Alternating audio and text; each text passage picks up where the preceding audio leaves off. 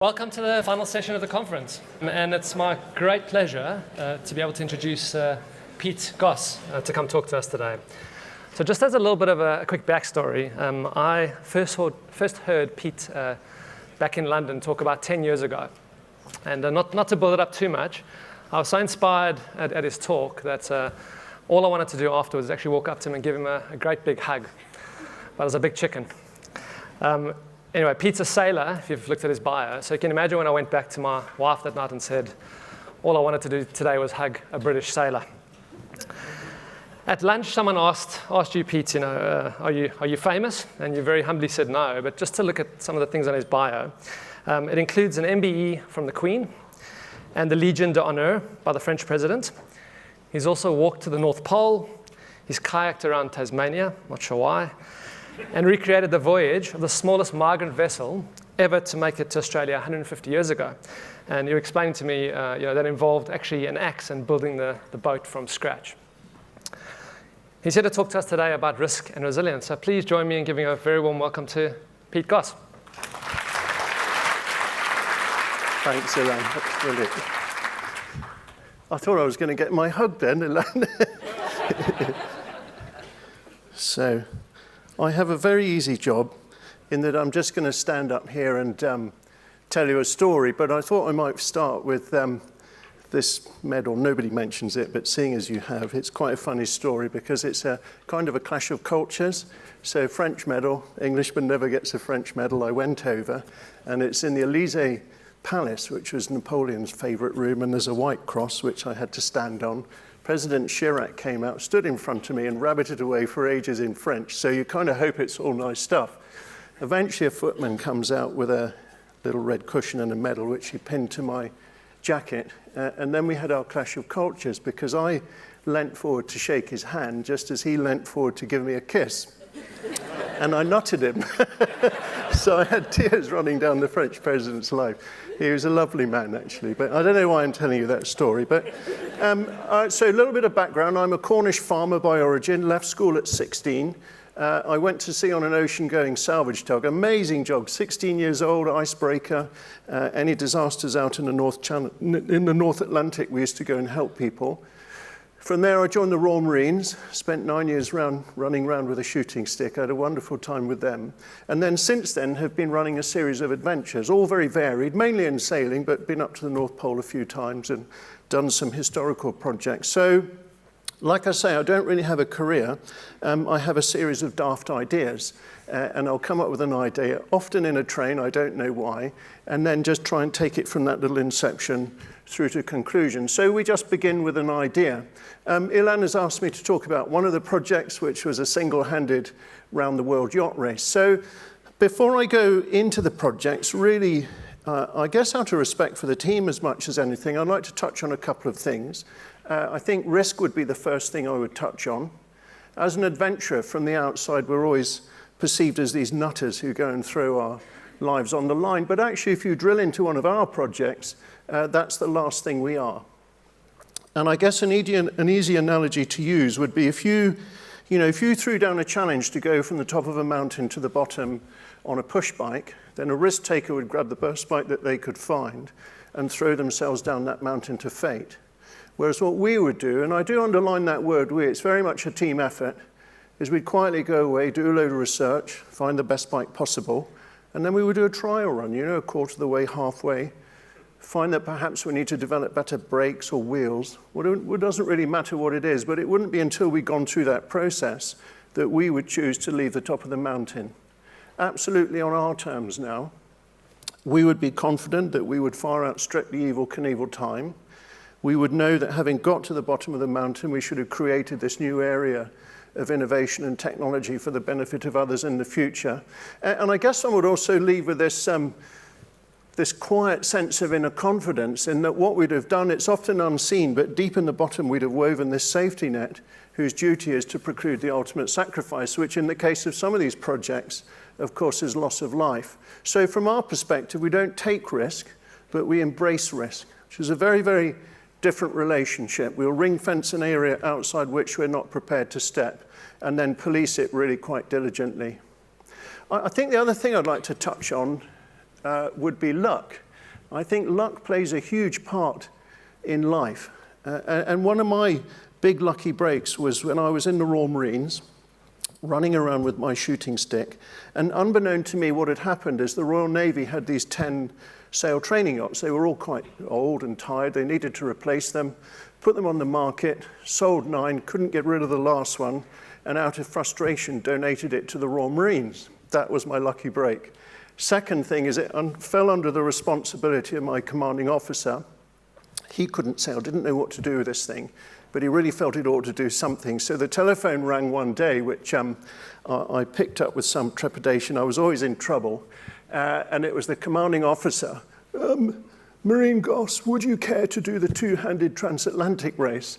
Which kind of wasn't a request under those circumstances. But the obvious answer was yes. There's no way I was going to miss this. And he finished the conversation by saying, and you do know what you're doing, don't you? So I was thinking in the back of my mind, I've done a lot of dinghy sailing. I've crossed the English Channel.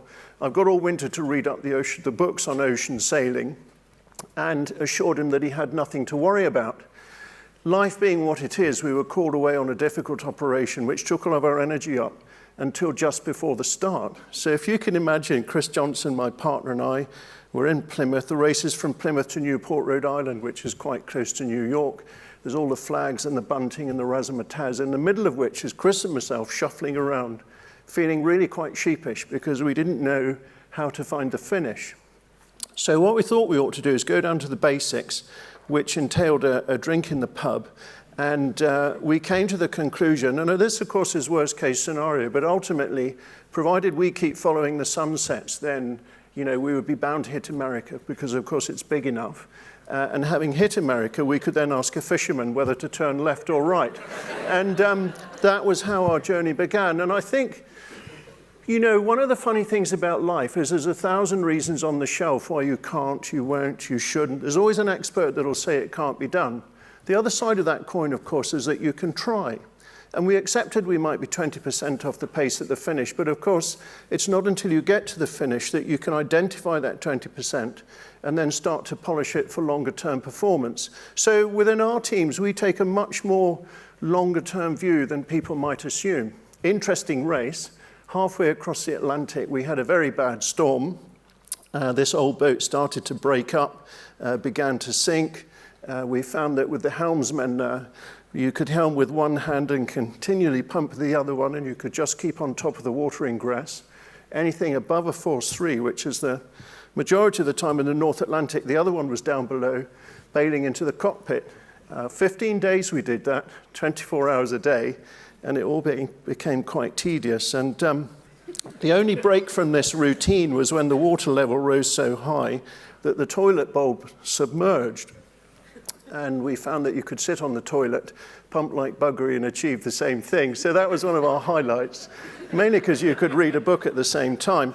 Anyway, we lifted the boat out in the car park, stood under this thing, desperate to see what was wrong with it, and the keel fell off. So there we were with the keel at our feet. Looking back at that now with a little bit of wisdom, we're very conscious that the mistakes we made on that trip have since turned into cornerstones of success. And one of the things that we're very clear about within our teams is with regard to our relationship with mistakes. And we're always saying, look, don't cry over the mistakes, but celebrate in the lessons. We don't suffer fools gladly. Clearly, you should only ever make a mistake once. But if you take that view, the next thing I think that's very important is trust within the team. We have a saying that all of the dirty washing stays on board. There's no way any member of the team would dream of going down to the pub, having a couple of beers and chit-chatting behind other people's backs. We don't do politics, we don't tolerate politics, but trust takes time, does take time. You have to work at it. It can only come from the top, and once you have it, it is such an amazing thing because people start to share those little mistakes that are tucked under the carpet. And the moment you stop reinventing the wheel, we have found is the moment that you start to create the car. Now, one of the other things that happened on that trip, 2:30 in the morning, bailing the boat out, it struck me that I'd stumbled across what I wanted to do and made a commitment to do a single-handed round-the-world yacht race. And it took 10 years to get this wonderful boat, Aqua de Quorum, to the start of a French event It's known as the Vendée Globe, which is non-stop, single-handed around the world with no outside assistance allowed. So if you're given a glass of water, then you're out of that race. 10 years. A lot of people miss that. People see the race, but, and that is the icing on the cake. But those 10 years of learning how to sail single-handed, design, construction, business, publicity, that cake is a big part of what we do and why we enjoy it. So the race itself is pretty simple.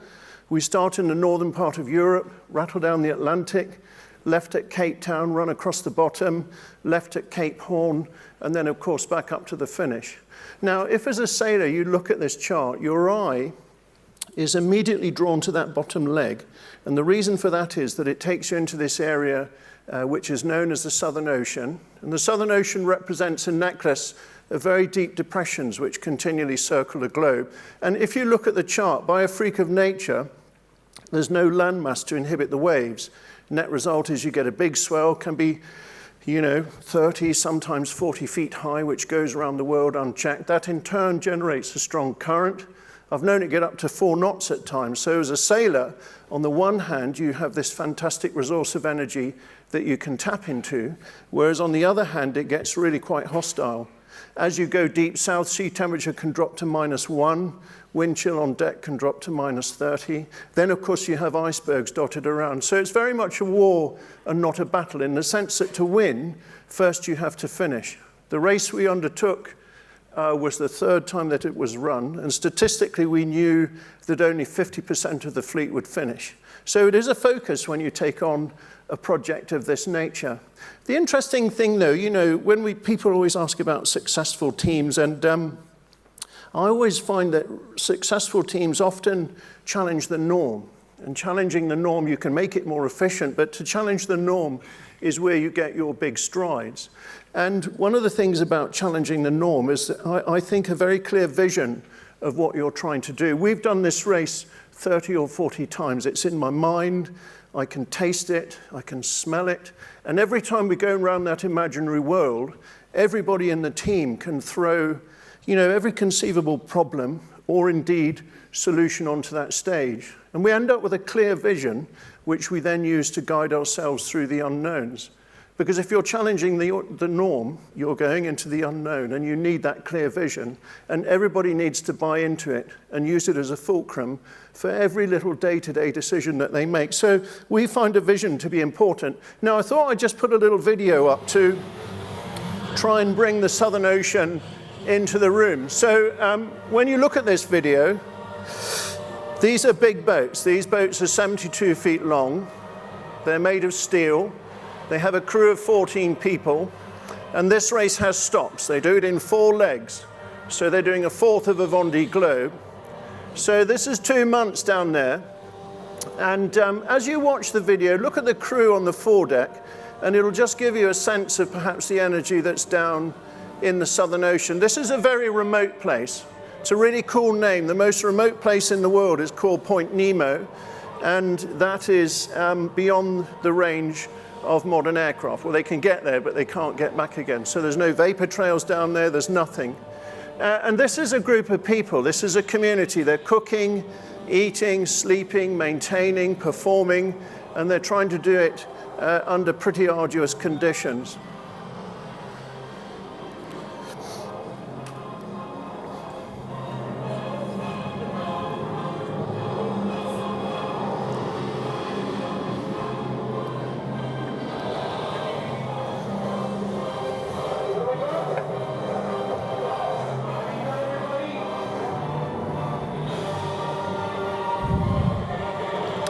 This is an iceberg.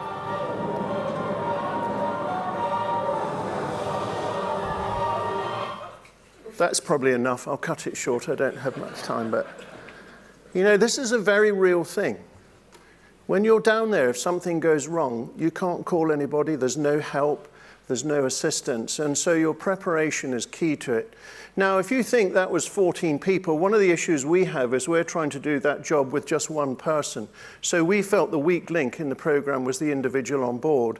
And our cutting our advantage, the only way we could deliver on that was through really innovation. That was our thing. And I put this picture up to try and share with you perhaps the spirit of the boat we were looking to create. What we wanted was a 50-foot surfboard. So it's 50 feet long, 15 feet wide, and only about 3 feet high. Little blister in the middle so that you could stand up in front of the chart table. Latest aerospace materials. Martin Smith, who designed the front Concorde structure, was our structural engineer. And to give you a sense of that, before this had any fittings on it, 50-foot yacht, 6 of us could pick it up. Absolutely breathtaking. The real breakthrough, though, was the keel. And I have no idea how many of you here sail, but I'm sure you've seen a picture of a yacht sailing along with all of the crew on the windward rail to give it righting moment or power. Clearly, you don't have that luxury single-handed. So at the time, people were using water ballast, big tanks, and they'd pump up to 5 tons of water to replicate the crew. We couldn't see the point of designing a lovely lightweight boat and shoving 5 tons of water in it. So we created a swing keel, and hydraulically we could swing the keel up to windward, which would in turn give us the righting moment of a water-ballasted boat. Does that make sense? Breathtakingly simple, couldn't believe it hadn't been done before. Everyone came out of the woodwork, disaster, keel's gonna fall off. And I always remember the morning of the start, waking up to a headline, Goss will die, which that one helped the breakfast down. But the difference was we believed in this and we were prepared to try. Aquacorum went on to set and then hold the 50-foot, 24-hour record for 9.5 years. Nothing to do with me. I hadn't changed the way I sailed a boat. What we'd done as a team is searched out a step change. Now, I think anything that's new is difficult, and anything that's difficult requires commitment. All of these projects, particularly this one, though, if you distilled it down to the core, you'd end up with 2 people, which would be Tracy, my wife, and I, back to back through thick and thin. We knew it would be difficult. We made this commitment, 18 hours a day, 7 days a week. Humble beginnings. I used to hitch up to London. I'd sleep on Paddington Station with the tramps, have a wash up in the public toilet, put my blazer and tie on, get out there knocking on the doors and just trying to learn about this thing called business. To some success, we raised enough money to start building the boat. We got 3/4 of the way through construction when we stumbled across this thing called cash flow. Cash flow is a total bummer, isn't it? I mean, I had no idea what it was. Whole thing was falling apart until Tracy decided or came up with the idea that we should sell our family home to keep the project going. Now, we had 3 young children, and that'll perhaps give you a measure of the commitment required to get a boat like this to the start line. But the moment we'd made that absolute commitment, it was as if someone had bolted wheels on the project and it took off. And I think for me, it shows that unless you personally are absolutely committed, you can't expect anybody else to be committed with you. It's a very important thing. We put the boat on the water, did 2 transatlantics to try and iron out the wrinkles before we got to the start line. And I'm always asked, how did you feel at the start? And I felt nothing but confidence. And that was all down to that training and preparation. We have a saying that knowledge dispels fear. The more you train and prepare as an individual and as a team, then the more robust you'll be. Partnerships are crucial to our projects. We broke the project down into all of its constituent parts. We went to find partners who would take each one small step further forward. We didn't want to go beyond into areas of greater risk, but then we hoped collectively those little steps would give us an advantage. A couple of examples. Sleep. Amazing. No internet back then. I was reading a science magazine and came across this little article saying that NASA were about to spend millions on sleep deprivation research. So I got on there as a guinea pig. I wore a monitor about that size for a year and a half. We all have a very specific sleep pattern. It's like a fingerprint. So when I'm competing single-handed, I'll push my sleep down to 4 hours every 24. That's broken into 20-minute cat naps. Now, if your sleep is that limited, you must ensure that you take it when it is of the greatest benefit. So we knew across the fleet we had this competitive advantage.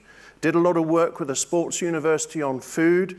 We created our own food, freeze-dried food, We then vacuum packed 24-hour bags. Everything that was required was in that 24-hour bag: matches, toilet paper, vitamin tablets. We knew that there was a requirement for 3,500 calories a day in the tropics. That went up to about 6,000 in the Southern Ocean. The bags were numbered from 1 to 120, which is what we felt the race would take, and the calorific content waxed and waned as we knew the boat should go through the different temperature zones. Tracy and the kids put a really nice surprise in the 6th bag, so I didn't have the same meal every Sunday. And we're not machines, are we? It's more than fuel. We all have a heart and a soul, and these things need nurturing. So if you come into one of our teams, it's very much a family. So the start gun went, rattled down the Atlantic, not as fast as we'd hoped. If I was honest, I'm a bit frustrated. I mean, we're in with the competition, but not really seeing what we believe this new concept could give. I hadn't had as much training as I'd wanted because of cash flow. Go back to the numbers. Numbers never lie. Every morning at 6 o'clock, I would review the numbers, and tease out these little polishes, such that when we got to the Southern Ocean, it all came together. And I cannot tell you how exciting it was. We got this world record. We're creeping our way up through the fleet. Everything was fantastic until, of all days, Christmas Day. And I woke up to this beautiful Christmas morning, deep in the Southern Ocean, south of Australia. Clear sky, crisp air, a little bit of frost on the deck. What was intimidating, though, was the pressure. Pressure dropped 36 millibars in 24 hours, most of it in the last 12. And it's at times like that, particularly if you're on your own, if you're not careful, your imagination can run away with itself. You know that there's hurricane force winds on the way. There's nothing you can do. The waiting is awful.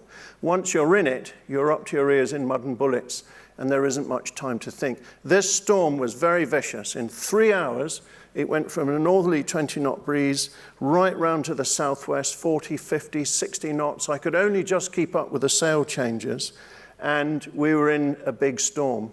When you do these big ocean races, there's always one bad storm, and you instinctively know it when you're in it. And once you're in it, you're very conscious that provided you can nurse your way through without major damage, then you're going to finish that race. And without question, this was the big storm of the Vendée Globe. The main problem was this residue northerly swell started to be hitting this vicious southwesterly sea, and you'd get these huge, unpredictable waves. It's happened to me twice in a lifetime of sailing. When a storm reaches this critical point, and it tickles up the back of your neck, this little chill, and with it comes the realization that what's happened is you've just lost control. And all you can then do is react and hope that the whole thing holds together. The boat was knocked down 3 times. If you can imagine a big breaking wave the size of a 4-story building throwing the boat on its side. Twice we were nearly cartwheeled, or what we call pitch-poled.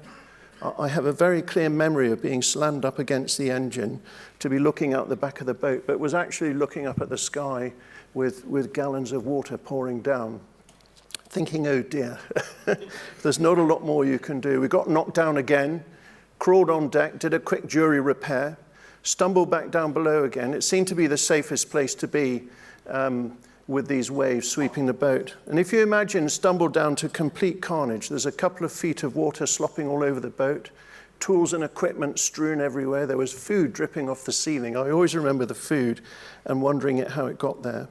And stumbled down to this very shrill alarm. I hadn't heard it before, coming from that little laptop. Imagine email via satellite.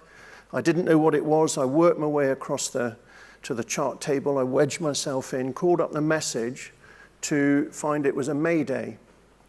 And I'm always asked, what did you think when you got the mayday? And I can tell you, I had a good look. And I just thought, shit.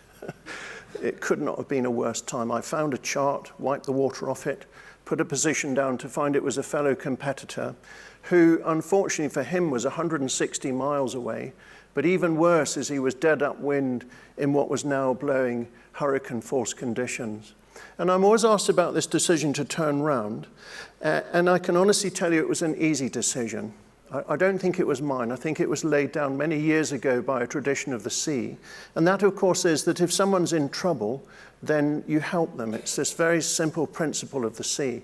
And I've been involved in many rescues over my time, but this one was the first one, because of the severity of the storm, where I was forced to think of the consequences of the decision.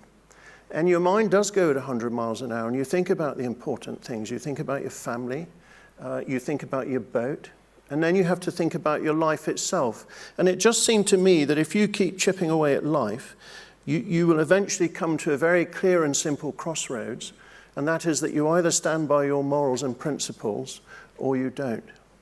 You know, if you get deep in the valley of life, it's a very, very simple place to be. And the biggest lesson that came out of this for me was how important your values are as an individual, as a team, as a company. They're crucial. And in terms of leadership, you're a custodian. Values need to be articulated. They can't be assumed. So crawled on deck, absolutely screaming now. Can't hear yourself think with the noise. Found it hard to breathe with the volume of water being torn across the surface of the sea. And I turned the boat up to the wind, and with the wind alone, she just lay flat on her side. I watched the guardrails go under, watched the mast go under. The whole boat is shaking violently. And just thinking, you know, how can we possibly do anything for Raphael in this? The rescue took 2 days, break it into 3 clear parts. First part was to survive the storm. Second part was to claw back those 160 miles, and the final part was to find Raphael on the ground. We use this a lot. If you're faced with a big challenge, it's easy to get overwhelmed. Break it down into manageable steps. And we're always saying, you know, worry about that which you can influence today. Don't get overwhelmed by unknowns in the future. Plan for them, of course, but stay in the real world. That first night was desperate. Boat was knocked down every 20 minutes, like being in a car crash. Just to give you a sense of the severity of the storm, the boat was shaken so violently that the engine ripped off its mounts. So if you can imagine going down here and picking up a yacht and shaking it until the engine tears off, you'll get a sense of this thing. It kept rising and rising, seemed to be no ceiling. I was becoming badly injured, thrown around inside the boat, crawled into a compartment, tied myself down, and waited to see what would happen. Now, either it would make it or it would fall apart. Don't ever think this was a single-handed race. Absolute team effort. And to my mind, that period tied to the boat was the team's finest hour. These fantastic engineers and builders, many months ago, who had done their pride with diligence, was what got that boat through the storm. So Raphael, in the meantime, is in a terrible situation. He's gone down a huge wave. Boat's cartwheeled, trapped inside for 4 hours, eventually came upright. He's clipped himself to the foredeck. He's in a survival suit. Mast is gone. There's holes. And faced this raging Southern Ocean storm. The waves were sweeping the boat, driving him on his knees, flat on his face. The really big ones is he'd grab a lungful of air as he went into the face of a wave and just hope that it would sustain him. Absolutely desperate situation. Clearly, his one chance of survival was his life raft. He inflated it, tied it to the raft. Shortly afterwards, this huge squall came screaming through, and all the tethers were ripped out of the raft. And basically, Raphael stood on his deck, all on his own, deep in the Southern Ocean, and just quietly watched his life just blow away like tumbleweed. Try and imagine that. He's 1,200 miles from the nearest point of contact. Sea temperature is 1 degree, wind chill is -25, and he's just lost his life. Talking to him afterwards, as he realized this, he made peace with himself. But the one thing about Raph was he never, ever gave up. He just pushed death before him day by day, hour by hour, minute by minute. And I think for me, it really demonstrates that sometimes courage, determination, and persistence will carry you far, far further than logic might dictate. I got to his position at midnight on the second night, and so started this hugely frustrating period because I couldn't find him. I'd get a little update every couple of hours, and he might be only a quarter of a mile away, but he'd just as well be 100 in these conditions. The Royal Australian Air Force came out the following morning, and it's an interesting story. This is the furthest rescue that they've ever achieved. Out they came. Before they flew out, it was basically Christmas. Remote station, 2 duty crew, 1 plane is on another job. Of the remaining crew, 1's gone down with food poisoning. So they ran around the camp, found this young lad, pulled him out of bed, threw him in the back of the plane. You can be the rear observer, just make up the numbers while we go and rescue a life. In they came. Because of the limits of the range, they had 40 minutes. They went through all their standard procedures. I'm using GPS, VHF, I couldn't find him. They dropped these big smoke flares around him, I still couldn't see him, and we lost 20 minutes. and half of that window, and I can still hear this sense of dread creeping to the navigator's voice as he realized that we were going to lose Raphael, and all they could do was watch this disaster unfold from above. Until this little voice came from the back of the plane, that young lad, "Captain, I've got an idea. Why don't we fly towards Raphael in transit with Aquacorum, and when we're directly above him, let's flash our landing lights." And this is how we found Raphael. Can you see the landing lights there? Triumph of common sense, communications, and teamwork. This is now a standard procedure around the world and has since saved a number of lives. I got him on board.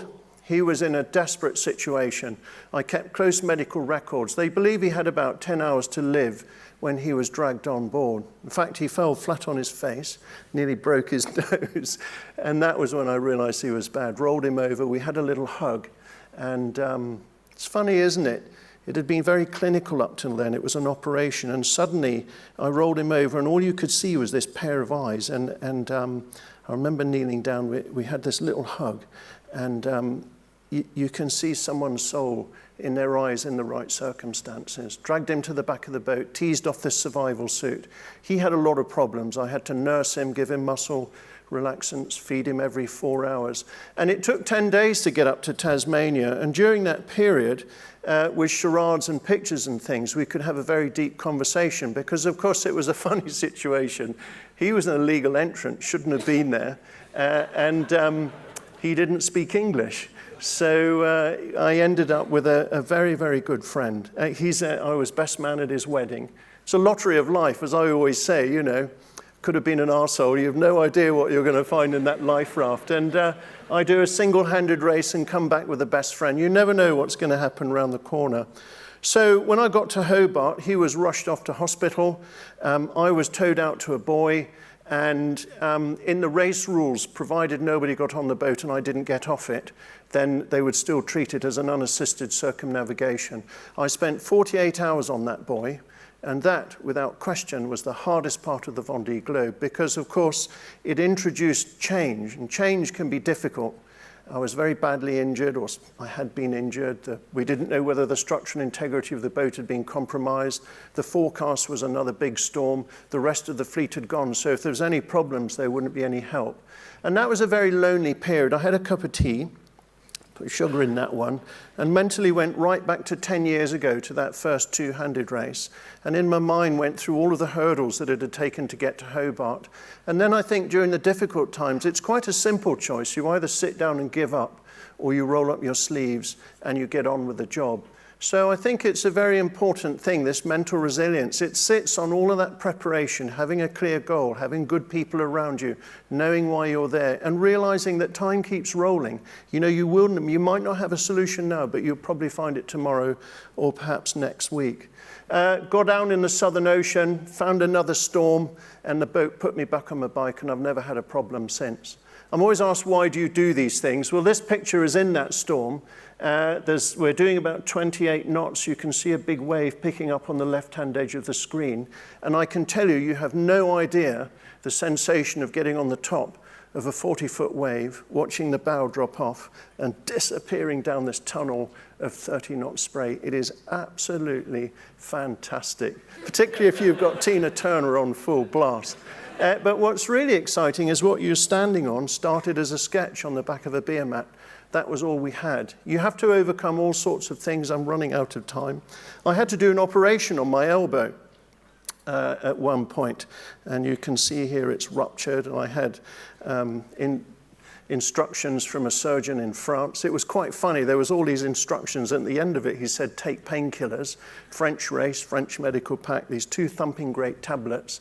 I couldn't read the instructions, so I swallowed these tablets, only to find they were effervescent, so I'm now frothing at the mouth. So life's a funny old thing, but you have to persist. And so we finished the race. There was 16 boats started that race. 6 finished it. We came 5th despite the rescue. And one of the things we're very proud of is Aquacorum was the only new boat to cross that finish line. And it was great. Hit the beach. Tracy and I stayed up all night reflecting on this amazing experience. And we're always asked, what did you learn? And we learned thousands of things. But I think there were 3 little kernels. The first thing was that My parents always used to say that you can do anything if you want to, and I've said it with my 3 kids, and I'd kind of always believed them, but now I know it. Second thing would be if you get a group of individuals, because that's what we are, but if they in turn commit mind, body, and soul to a clear and simple goal, then you'll get there in the end. And I think finally, deep in the Southern Ocean, particularly if you're on your own, you really appreciate that life hangs on a thin and delicate thread, and that the cancer of time is complacency. And if you want to do something, then you must do it now, not tomorrow or the next day. Walk out that door, pick up the phone, get your notebook out, and make it happen. And I think those were the things that we learned on that voyage. And of course, attitude. You know that saying, you must have it here, is a glass half full or is a glass half empty? Do you all have that saying? Well, we would say, drink the bastard anyway. Just get on with it, you know. So I think I'd just love to wish you all fair winds, and thank you very, very much for having me over to speak. It's a real honor and a pleasure, and thank you very much. Thank you.